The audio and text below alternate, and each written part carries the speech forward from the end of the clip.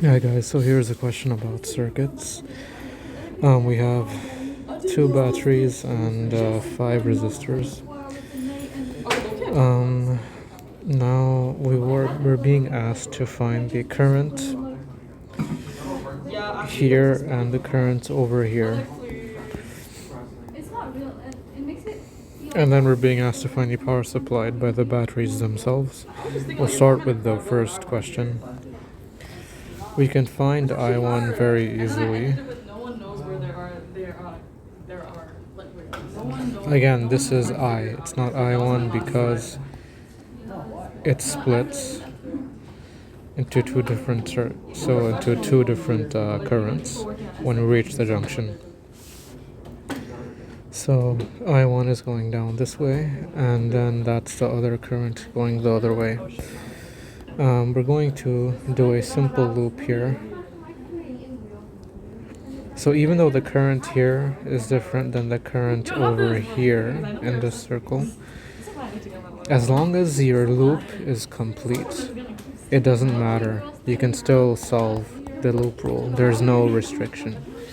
So you do E1, you go through the positive terminal of E1, and then you reach the junction, and then you go down. And remember that current always flows from high potential to low potential. So we get negative 4 ohms because the resistance of each resistor is 4 ohms times I1, which is equal to 0 because we've now completed the circuit. We've come back to the battery.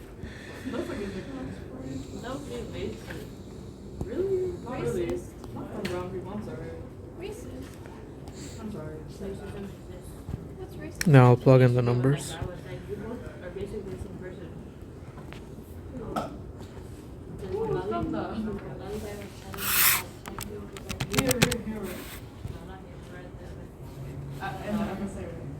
Yo, I already know who it is. Is it Aria?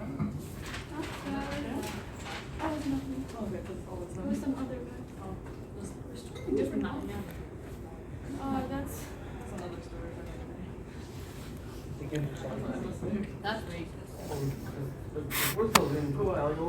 And it gives me 3 amperes for I1. I can tell you I look a lot like of them. Like we almost look the same. But actually no, it's not true. Now, before finding the second current, I need to make something clear.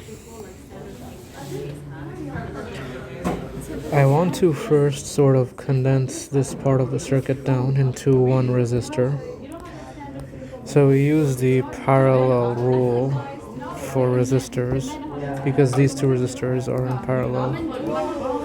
So it's 1 over 4 ohms plus 1 over 4 ohms inverse. That will give me 2 ohms. So when I combine these two resistors into one larger resistor, I get the larger resistor, which is now 2 ohms. And I'm going to cross that one out because that part no longer exists. Now, when I come back to this junction here, I see that the current I splits into I1, and the only thing that it can split into other than I1 is I2. So the current is I2 here, I2 here, I2 here, I2 here.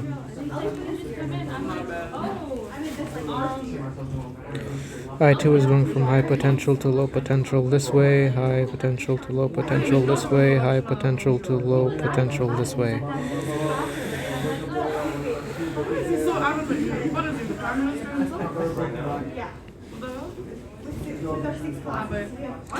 Now I'll redraw the circuit for you to make it a bit more clear.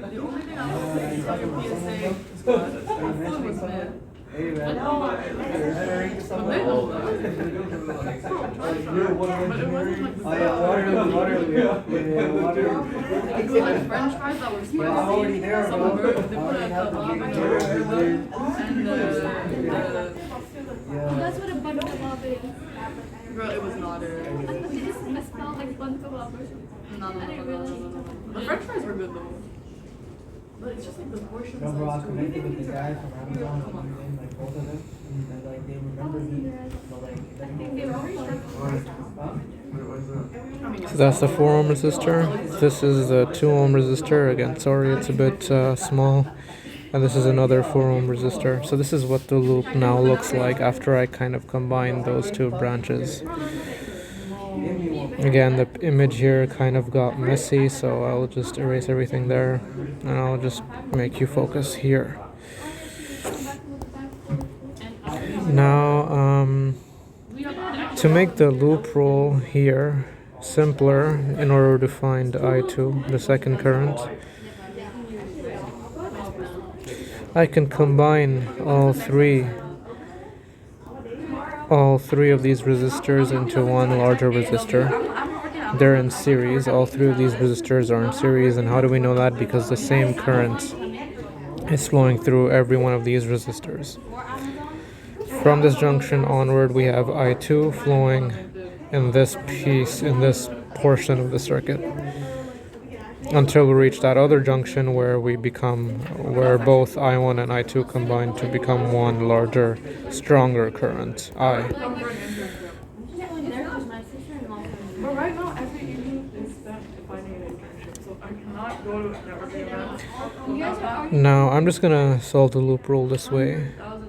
I'll start at E2 and I'll go around. So, E2 is going to be 4 volts, but again, I'll write it properly for you. Positive 4 volts, and then now when I reach this junction, I'm going this way. I'm going against I1. So I1 is going from high potential to low potential, but I am going from low potential to high potential. And remember that in this portion of the circuit, the current is I1, it's not I2. Keep these two things in mind. We're going against the current, and the current is different in this portion of the circuit.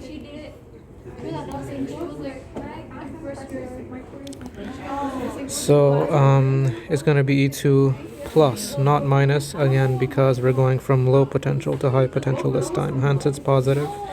4 ohms times I1. I'll just write down I1, 3 amperes. And then now we're back to this junction and we're going this way. Now we're going from high potential to low potential, so negative 4 ohms times I2. We're going down, again, same thing, negative 2 ohms times I2.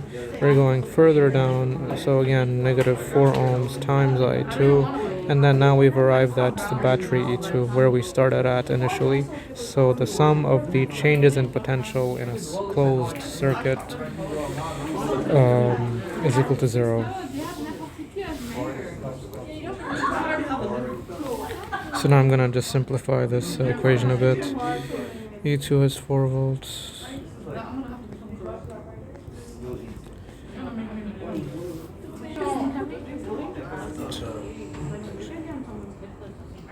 So that's what it simplifies to, and then now I'll actually rearrange for.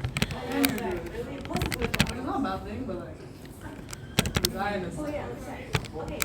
Actually, I found I2 to be 1.6 amperes.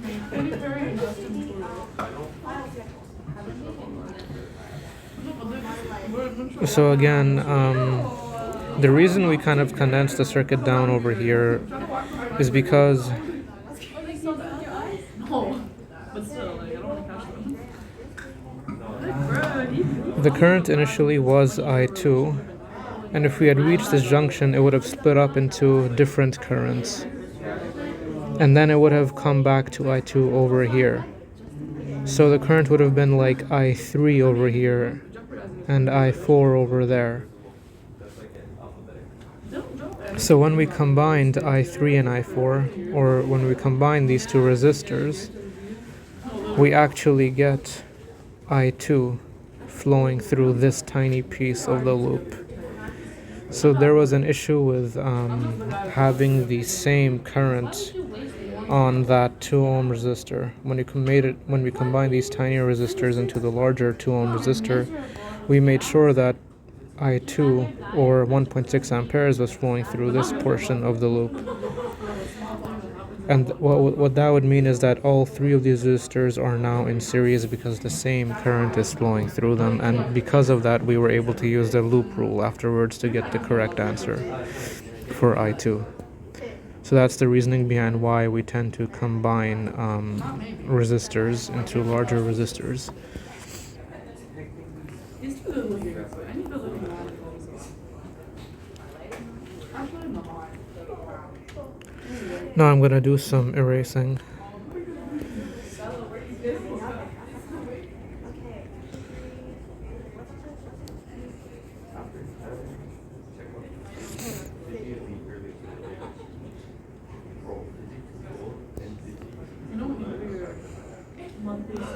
Now part 2 says to find the power supplied by the batteries.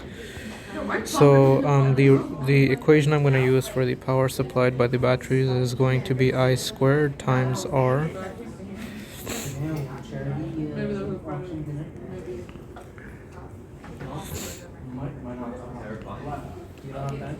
So to find the power of the E1, that's going to be equal to the current flowing through E1, which is going to be I, not I1 or I2, but I, the combined, the total current. And I itself is going to be I1 plus I2.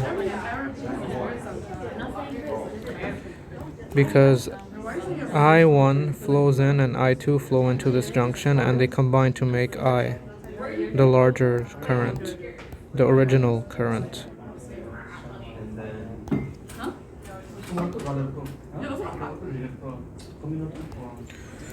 So when I do I1 plus I2, I get 3 amperes plus 1.6, which is 4.6 amperes squared, times the resistance. The only resistor here is this 4 ohm resistor, 1 4 ohm resistor, so it's going to be this 4 ohms. So the power in the first battery in E1 is 4.6 squared times 4 ohms, which gives me 84.64 watts. Power isn't measured in units of watts, which represent joules per second. So the rate of change of energy flow. That's what power is. The whole algebra was nice. They just designed it like it's supposed to go out.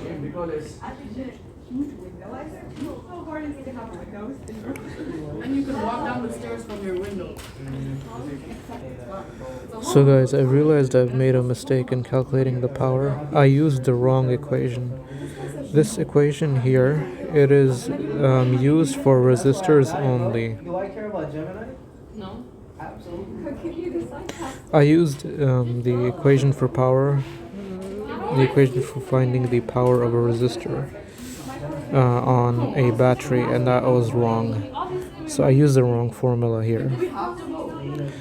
The actual formula to find the power of a battery is P is equal to I delta V. That's the correct one. So the power of E1 is the current flowing through it, which is I1. I1 plus I2, like we said before, which is 4.6 amperes. So that was fine. Times the change in potential. The change in potential is The change in potential is 12 volts. We're using the change in potential of the battery itself. So battery E1's potential is 12 volts. The more the meaner I am, the more I'm getting comfortable. To be honest, I say that, but I never would. And that gives us a power of 55.2 watts for battery E1.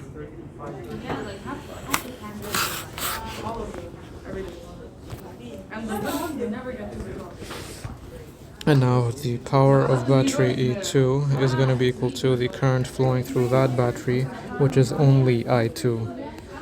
Exclusively I2, because battery E2 is located in this region of the circuit where the current is I2. So I2 is 1.6 amperes times the change in potential of the battery itself, the battery E2, which is 4 volts, as we can see up here. So now I'll plug this into the calculator. 4 volts times 1.6 amperes, which gives me 6.4 watts. They like suffering. They crave it. They would rather vote like some Epstein Island. So that pretty much solves the question. We had two currents that we had to find, which we did. And then we had to find the power of each battery itself, and then I ended up using the wrong formula for that. The correct formula to find a battery is this one. And if you wanted to find the power in each of the resistors, you would use the following formula. P is equal to I squared R. Again, the reason you use this formula is because when you, for example, combine resistors together, the current changes. And that's why we're using the current inside this formula to keep track of what's actually flowing in a resistor, how much current is actually flowing in a specific resistor, rather than a resistor that is further away in another branch. That pretty much solves the question, and I hope this helps.